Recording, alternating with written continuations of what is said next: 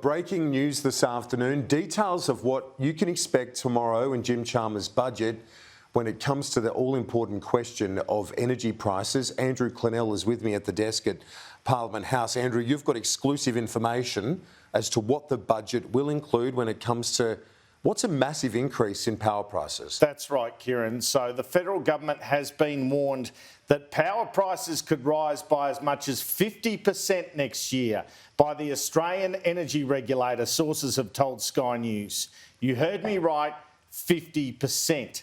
This follows a warning from the head of Alinta Energy, Jeff Dimery, a fortnight ago that power prices were going to rise by more than 35% next year without government intervention.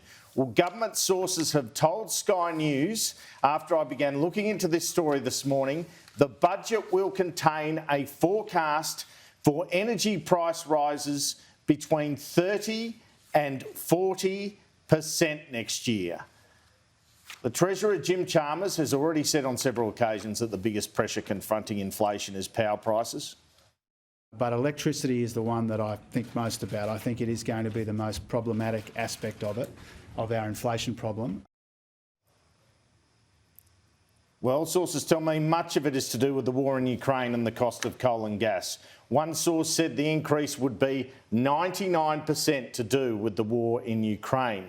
And New South Wales Treasurer and Energy Minister Matt Kean has called this morning on the federal government to take direct action in their budget tomorrow on electricity prices. And he says he believes Jim Chalmers will have electricity bill relief in his budget. One of the biggest challenges facing households in New South Wales and indeed right across the country is rising energy prices. And I'd obviously like to see the federal government take the national energy issues very seriously and support households with funding and support in this budget. This is a national problem requiring national leadership. So I'd be very surprised if Jim Chalmers and the federal Labor government doesn't make an announcement to support households with their electricity bills tomorrow. Okay, these rises will be national, but the average household bill in a place like New South Wales is $2,000 a year. This indicates that power bill will start nudging $3,000. I've been covering power bill hikes for some time, more than a decade. This would be the biggest that I can remember seeing. And I had this exchange with the Treasurer yesterday on Sunday Agenda about the Labor promise at the election that bills would be cut by $275 a year by 2025. Is it time to dump the election promise of $275 cheaper per year by 2025?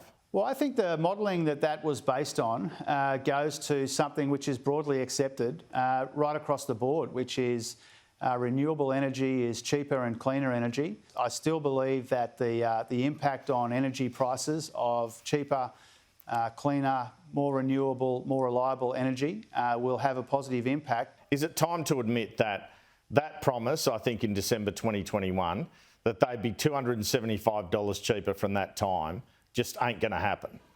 Well, what you're referring to was the modelling that said it would be that much cheaper by 2025. And we're in 2022. Jim Chalmers there on Sunday Agenda. Andrew, the problem is with what Matt Kean suggested about energy price relief is the whole question, which is the backdrop of this budget, that being inflation and its impact on interest rates. So the government, were it to spend and provide that relief, it's a catch-22 because then it has an inflationary impact. Yes and no, I think. I think there's certainly some element of that. But when you were talking about this budget saying there are 30 to 40% rises in electricity bills, it's a bit like petrol. We know the excise cut actually lowered inflation. If that is such a significant amount of a business's cost, there's got to be an argument there for some relief. So what we're going to see in this budget, as I've revealed, is the budget papers will have an increase, I'm not sure of the exact figure, of power prices next year projected of between 30 and 40%. Now, how can you have that in a budget and not have a measure to address it? That's going to be the difficulty for Jim Chalmers tomorrow night. This really exploded out of nowhere when the Alinta Energy boss threw that number out. We didn't know really how to take it. Now it's going to be in the official budget documents. But my information is the Australian Energy Regulator around the same time was issuing the warning, as I've reported, it could be up to 50%. It could be even higher than the budget projections we'll see tomorrow night. And you would Kieran. think that that will only strengthen the will within the government to put the pressure on the gas producers, to put downward pressure on at least that component of the power price equation. That's right. That's one of the key components. Coal's the other one. The global price, because of the Ukraine war, is part of that. The government says we've done something to secure gas supply. Will they consider a price cap? I'm told it's Jim Chalmers' first order of business on Wednesday morning after he delivers this budget is to look at gas prices in this country.